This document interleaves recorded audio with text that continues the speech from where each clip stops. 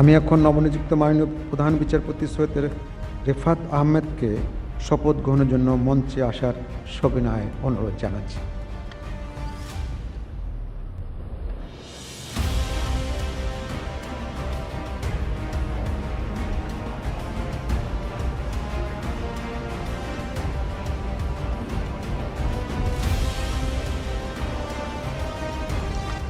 নবনিযুক্ত মাননীয় প্রধান বিচারপতিকে শপথ বাক্য পাঠ করানোর জন্য মহামান্য রাষ্ট্রপতিকে বিনীত অনুরোধ জানাচ্ছি।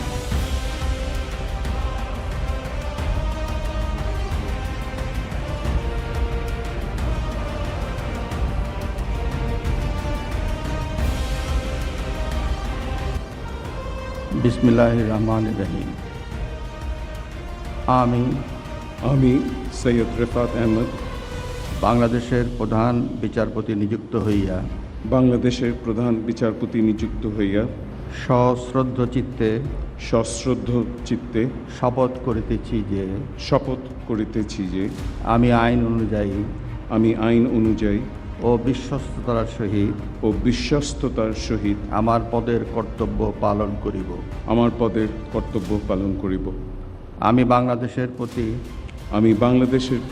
অকৃত্রিম বিশ্বাস ও আনুগত্য পোষণ করিব।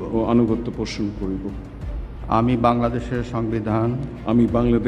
সংবিধান ও আইনের রক্ষণ সমর্থন ও নিরাপত্তা বিধান করিব।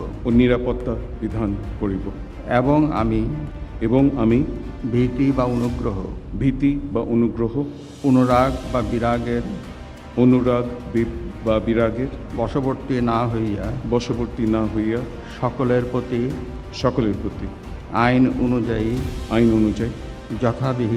যথাবিহিত আচরণ করিব।